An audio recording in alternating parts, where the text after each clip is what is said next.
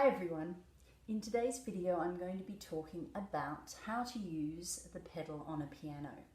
So you'll notice that most pianos have 2 or 3 pedals. So I'm just going to explain what each of those pedals do. So the left pedal is called una corda, and that is the soft pedal. So the pedal on the left is the soft pedal. So it takes the volume down slightly when you want to play passages that are quieter or a bit more sensitive. The pedal in the middle is known as the sostenuto pedal, and it works in a similar way to the pedal that we're going to discuss today, which is the pedal that is on all electronic keyboards and acoustic pianos like the one that I have here. And that is that it sustains the notes, okay, so it gives that sort of blurring effect.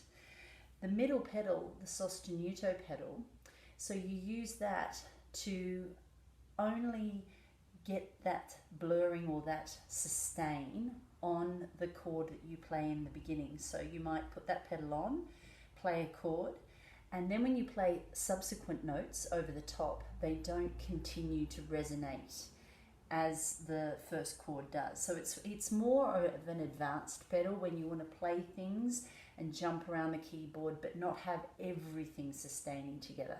So that's not a pedal that a lot of people will have or be familiar with. And then sometimes the middle pedal on an acoustic piano like I have in front of me is actually not used on modern like grand pianos, on big grand pianos. It's known as the practice pedal. So it's more for when you want to do your practice and make the piano really quiet. So my pedal on this piano that you can't see in the middle, so out of the 3, the one in the middle, I can actually hook it into the left so it stays down. And then when I want to play quietly, rather than if I take it off.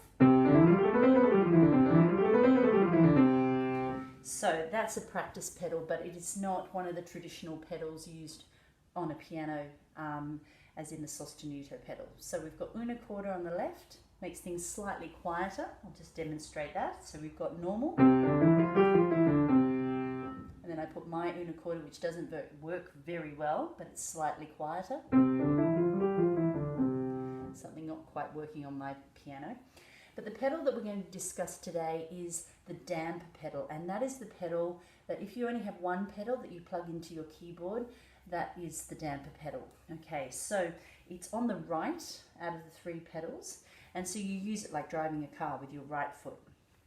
So this pedal can be used incorrectly quite easily. So I just want to explain how to use it properly today. And one of the comments in the chats, somebody asked me to make a video explaining exactly this, so I hope this helps you with that.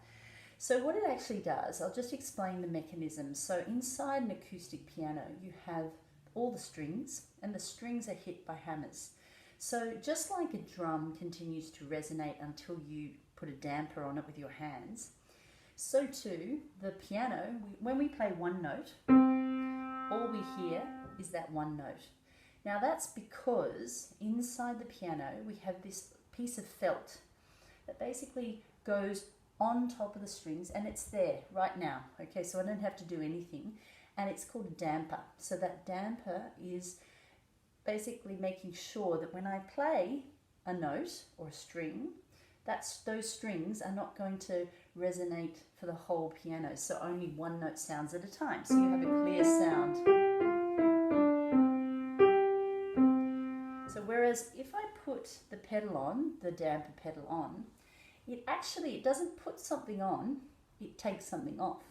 So when I push the pedal down, it lifts. If you look inside your piano, if you have an acoustic piano, you'll see the felt, that damper, lift off.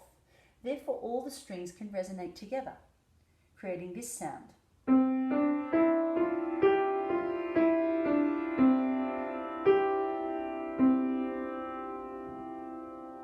So my foot's still on the pedal. Everything still resonates until it eventually loses the sound. The volume goes less and less and less, unless I take it off and it stops.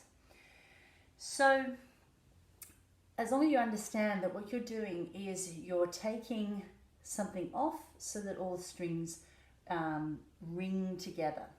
Now, this is something that we use when we want to connect notes that we can't otherwise reach. So say, for example, I want to play something down here, and I don't want it to go like this. I don't want this gap in the middle. So I have no idea what I'm playing, just playing random notes.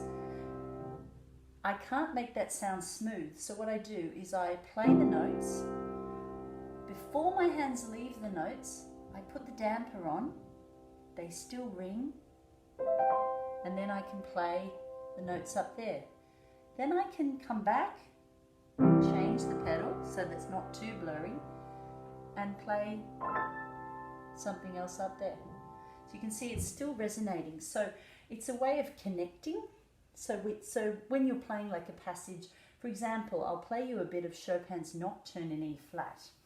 And what he does is you've got a bass note jumping to a couple of chords up here. So we've got E flat major chord. Now if I didn't have the pedal, it would sound like this.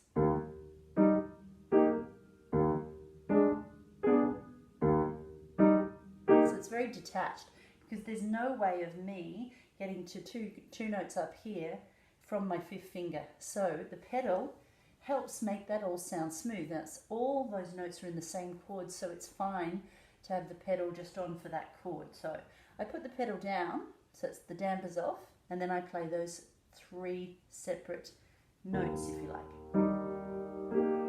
Sounds nice. Now, I need to change the pedal for the next one so it's not so blurry, so I go up, down, and then I continue, up, down. Okay, now what's very important is where you change the pedal. So what you basically want to do when you're first learning the pedal, you see a little like lift, which is written underneath. There might be a line and it might go little triangle. This is where you lift the pedal. So it doesn't mean you have to lift it in the gap. It means something else. It just means when you play the new chord that you want to be clear from the previous chord, that's when you play the note and you go up, down before your hand leaves the note. Because if you go up, down, once your hand's left the note, that note won't be sounding anymore. So I'll just demonstrate what I mean. So I'll play this.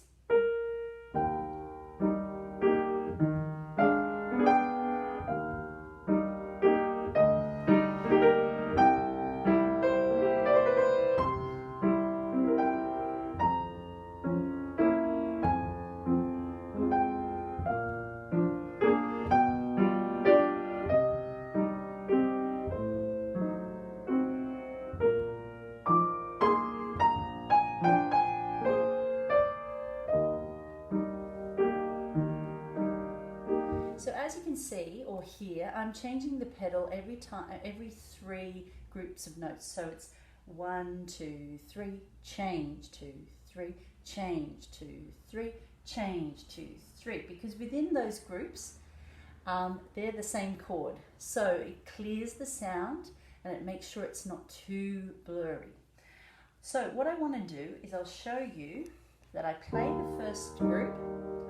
Now, I don't lift the pedal in the gap, otherwise it's going to sound like that. There'll be silence. We don't want silence. So pedal is on, still on.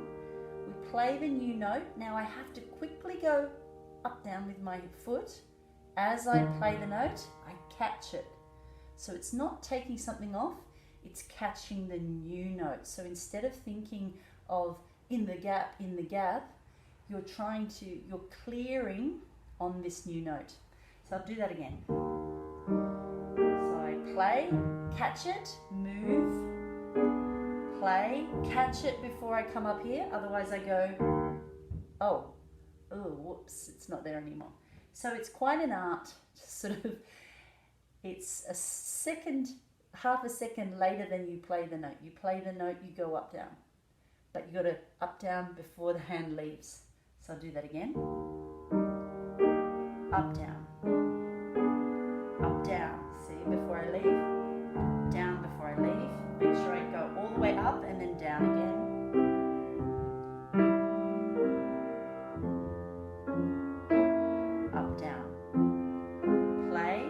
catch it, play, catch it, play, catch, play, catch. Don't lift before I play, then up, down quickly, up, down, up, down. Okay, so I hope that creates a bit of clarity over how you exactly use the pedal and what it's actually doing. So the mechanism of the pedal is doing a specific thing. So a lot of times you hear when people are playing, they either don't lift the pedal or they lift it at the wrong time. So what you want to practice is making sure what you are playing is cleared of that previous chord. So it's usually about the harmony and about making sense. So where do I lift the pedal and how long do I hold the pedal on? So if I was just playing a piece with different chords, so this is D minor, I just leave the pedal on. Now I go to a new chord, so I have to go up, down,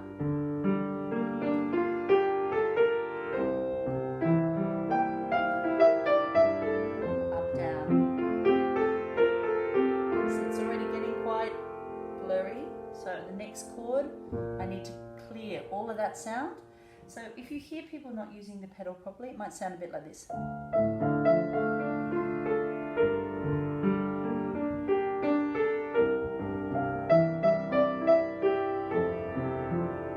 A little bit mushy, so correct pedaling is really important.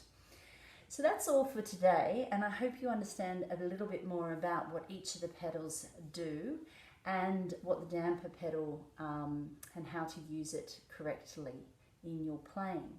So if you have any other suggestions for videos you'd like me to make, and apologies if the sound is not so good, my up-to-date iPhone is not working, the sound is not working today, so I'm using my very old iPad, and the sound quality might not be as good.